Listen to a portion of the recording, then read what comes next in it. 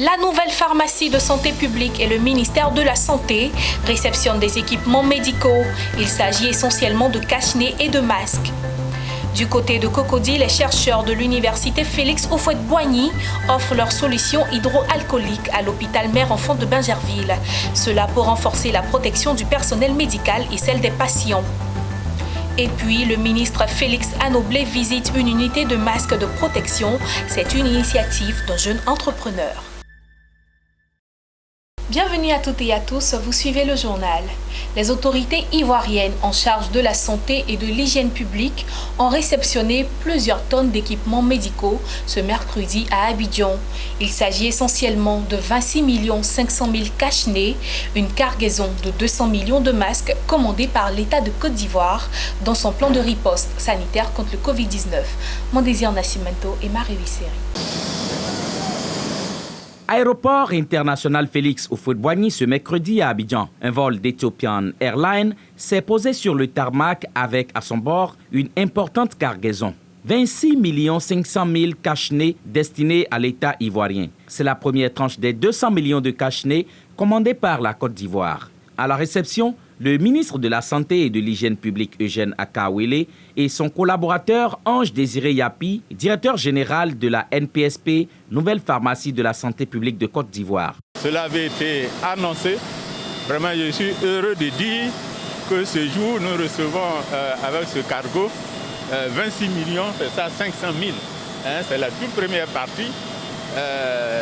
Et le 4 mai, nous recevrons encore 20 millions et à partir de là, il y aura des arrivages réguliers jusqu'à atteindre en tout cas la première partie de 131 millions qui a fait l'objet de commandes par la NPSP. Le ministre a par ailleurs assuré quant à la bonne qualité de ces équipements qui seront en urgence répartis sur l'étendue du territoire national. Tout à fait. Tout ce qui sort de la centrale d'achat du ministère de la Santé et de l'Hygiène publique correspond parfaitement aux normes. Voyez-vous, mieux, nous vous avons annoncé que même sur place, il est maintenant permis aux acteurs locaux de fabriquer des masques. Mais cela a fait l'objet d'analyse par le laboratoire national de santé publique qui a jugé de la conformité de ces masques avant de les faire fabriquer. Donc vous pouvez être tranquille. Ce n'est pas au niveau gouvernemental qu'on peut rencontrer ces situations, mais pour le reste, on veillera à ce que ces masques qui ne sont pas conformes ne soient pas distribués. S'agissant de la répartition et du convoyage de ces cache-nez hors d'Abidjan, la NPSP, nouvelle pharmacie de la santé publique, sera mise à contribution. Son directeur général, Ange Désiré Yapi, se dit confiant quant à la capacité de la NPSP à répandre ses produits indispensables à la lutte contre la maladie à coronavirus jusqu'aux confins du pays. Donc nous avons participé à une réunion qui va continuer aujourd'hui pour pouvoir définir une stratégie pertinente de distribution de ces masques à la population. Le tout n'est pas de distribuer, mais le tout est de faire en sorte que les populations puissent réellement avoir ces produits. Et donc toutes les forces déjà organisées ont été conviées à ces réunions et nous allons travailler. Je pense que dès le début de la semaine prochaine, vous allez avoir des informations. Il est à noter que l'acquisition de ces masques a été effectuée par la NPSP. La nouvelle pharmacie de la santé publique de Côte d'Ivoire se veut un instrument efficace avec entre autres missions d'assurer la disponibilité des médicaments essentiels et intrants stratégiques de santé, notamment à destination des établissements sanitaires publics et établissements sanitaires associés aux services publics sanitaires. Et bien qu'étant en situation de crise sanitaire, le gouvernement ivoirien continue de saluer et d'encourager les initiatives des entrepreneurs. À cet effet, le ministre Félix Anoblé, ministre en charge de la promotion des PME, a rendu visite à un entrepreneur. Styliste à l'origine, Roger Bongo s'est converti en confectionneur de masques de protection homologués par l'État de Côte d'Ivoire, contribuant ainsi à la lutte contre la propagation du coronavirus. La rencontre a eu lieu dans la commune d'Abobo. Le reportage de Daniel Kodjo et Richard Akeke. Nous sommes à Djibi Village, dans la commune d'Abobo, au nord du district d'Abidjan. La localité abrite une unité de fabrication de masques de protection homologuée par l'État de Côte d'Ivoire. Le responsable, c'est lui, le styliste Roger Bango, converti en confectionneur de cache-nez en cette période de crise sanitaire du Covid-19.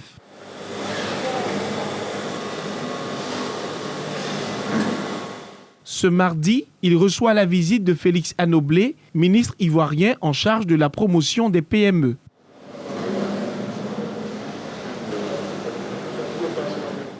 L'occasion a été donnée au ministre de s'imprégner des tâches accomplies au sein de l'entreprise. Avec 70 employés, la PME fabrique en moyenne par jour 5000 masques. Le ministre Anoblé est bluffé. Vous savez qu'aujourd'hui, nous avons des problèmes. Les masques qu'on utilisait étaient des masques qui venaient donc de la Chine. La Chine ayant bloqué son marché, le transport des marchandises étant difficile, il était important qu'au niveau local, nous puissions produire un maximum de masques pour les populations. Le gouvernement ayant pris la décision de rendre le masque obligatoire, il est important donc de pouvoir produire un maximum de masques, mais de masques homologués, certifiés par les différents organismes de certification des masques. Et c'est ce que donc cet entrepreneur fait.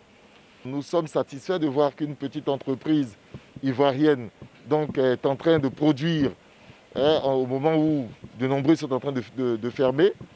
Nous sommes heureux de voir l'initiative qui a été prise de rapidement se reconvertir et ne pas attendre donc, de l'État des idées ou quoi que ce soit. Et donc nous ne pouvons que féliciter cet entrepreneur-là. Il est bon de préciser que Roger Bango a été désigné meilleur entrepreneur 2019 de Côte d'Ivoire. Un nouveau statut d'acteur économique qui sort les hommes d'affaires de l'informel. Avec sa fabrique de cache-nez, Roger Bango dit être fier de servir son pays. Nous sommes des entrepreneurs et nous ne devons pas arrêter nos activités parce qu'il y a tel ou tel, on va dire, problème. Depuis la crise de la pandémie, depuis cette pandémie, nous au début on avait mis nos employés au chômage technique. Mais après, nous avons réfléchi, nous avons compris que les masques pouvaient se faire avec des tissus, avec des matières locales.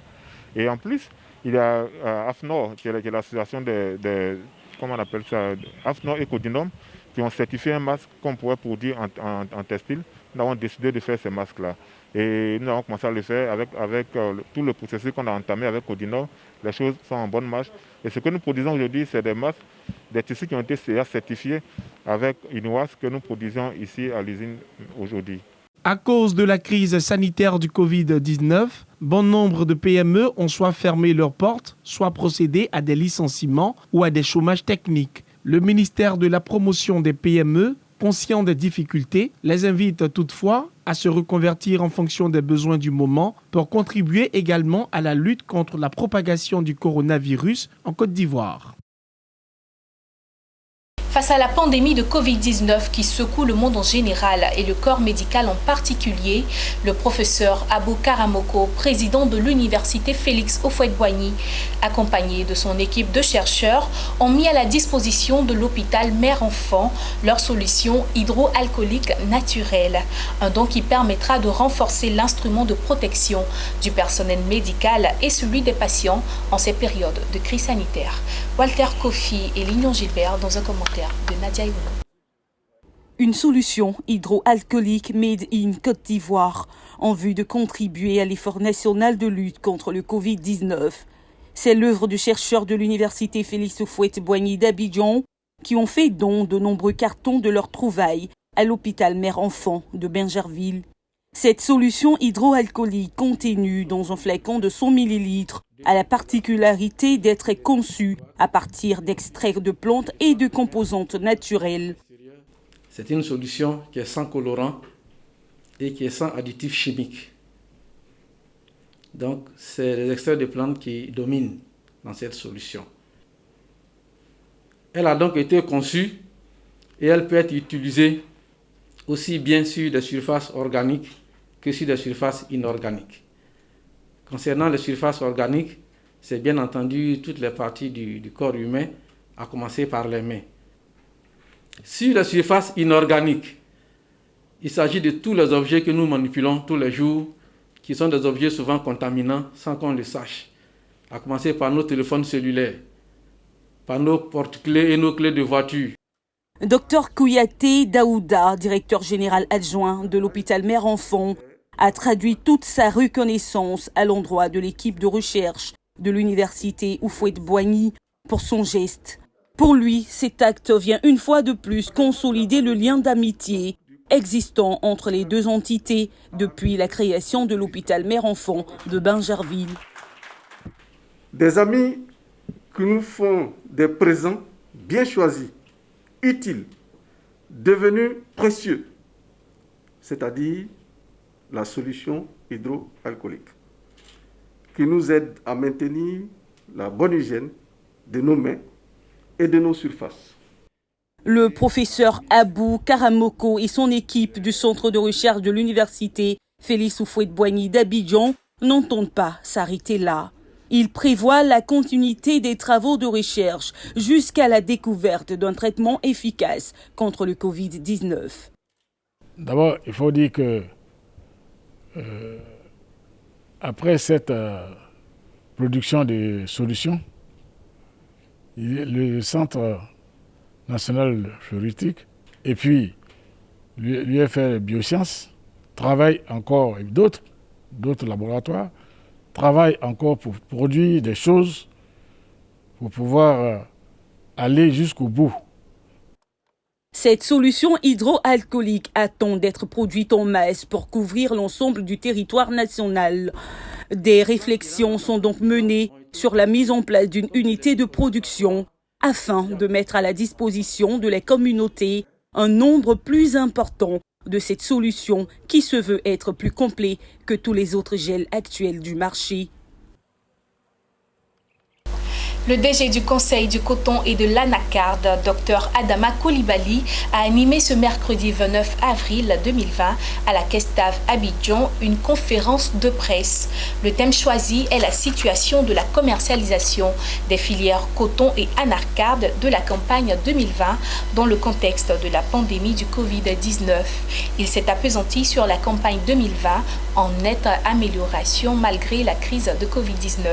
Pierre Tebeu et Ismaël Doza.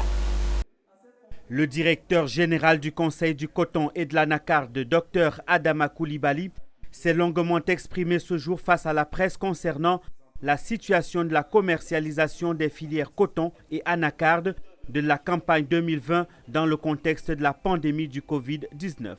Il a expliqué que le prix du bord-champ de l'anacarde qui est de 400 francs CFA est le fruit du consensus au moment où, sur le marché international, le prix de la tonne oscille entre 1550 et 1400 $.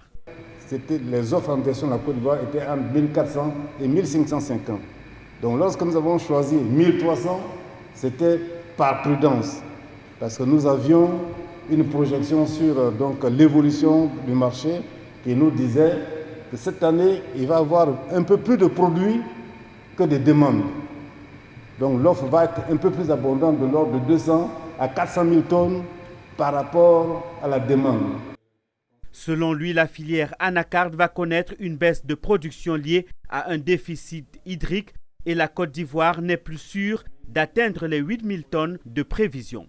Le Covid-19 a lui aussi impacté les activités dans le secteur. Donc il y a eu absence de contrat, freinage des achats et évidemment, je vais parler des exportateurs et par ricochet, manque de financement pour les acheteurs et donc sur le bord-champ, la situation a failli être difficile. En ce qui concerne le coton, le directeur général du Conseil du coton et de l'anacarde a indiqué que la campagne qui s'achemine vers la fin se déroule bien et la production va connaître une augmentation, mais n'a pas voulu avancer de chiffres. Donc au niveau de la filière coton, nous pouvons dire que la campagne s'est bien déroulée avec un prix record de 300 francs le kilo de coton graine, ce qu'on n'a jamais vu dans la filière en Afrique, ni nulle part, ni en Côte d'Ivoire, ni ailleurs. Et donc ça a encouragé les producteurs à faire davantage, Sauf que donc c'est la campagne qui va démarrer cette année entre la campagne 2020-2021 qui permettrait donc de bien valoriser ce prix. Il a enfin regretté la chute des contrats à l'international concernant ces deux produits.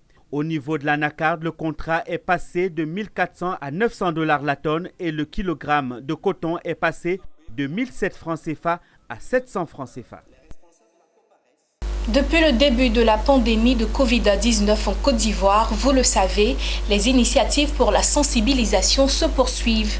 Sur fonds propres, le maire de la commune de Oumé, Lagui Kwasi Joachim, a fait un important don aux populations de la commune.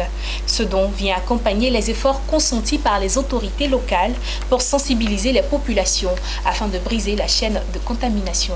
Reportage Charles Kouakou, commentaire Pierre Tebeu. Bien qu'absent à cette cérémonie, le maire Lagui Kwasi Joachim est présent à travers ses dons. Il a offert au total 3,5 tonnes de riz et des bidons d'huile aux communautés et aux organisations de la commune, notamment aux guides religieux, aux conseillers municipaux et autres agents de la mairie. Des dons qui visent à apporter du réconfort aux populations de sa commune, fortement impactées par les effets de la maladie à coronavirus. Ça, c'est un don de monsieur le maire. C'est un don personnel, sur fonds propres du maire. Mais il a voulu penser aux religieux. Vous qui priez tous les jours, qui ferez en sorte qu'à Oumé ici, la maladie ne rentre pas du tout. Je sais que vos prières portent. Nous tenons à cette occasion particulière à remercier les autorités de la ville d'Oumé, en particulier monsieur le maire, qui a pensé aux religieux en ce temps de confinement. Il a pensé à nous. Comme un père ou un mère doit penser à ses enfants, nous on remercie Dieu, on remercie monsieur le maire, le don qu'il a fait pour la population de Oumé. Au-delà de ces différents dons, le conseil municipal de la commune de Oumé a saisi l'occasion pour sensibiliser la population contre cette pandémie. Le conseil les a ensuite envoyés en mission pour relayer les messages de sensibilisation des autorités communales. Il a par ailleurs été mis sur pied une équipe pour la sensibilisation sur les mesures barrières à observer par la population dans les villages, campements et quartiers. Il faut noter que jusqu'à présent, selon le deuxième adjoint au maire, aucun cas de la maladie n'a encore été détecté à Oumé. Et en image pour finir, les États-Unis ont accordé un appui financier d'un montant de 4 millions de $ au Rwanda en vue du renforcement de la lutte contre la pandémie de Covid-19. En plus de renforcer la capacité et la sécurité du laboratoire, ces fonds serviront aussi à dispenser une formation aux conseillers de santé dans les 30 districts et à soutenir la lutte contre le Covid-19 dans les camps de réfugiés du Rwanda. Une autre enveloppe, cette fois-ci pour la formation.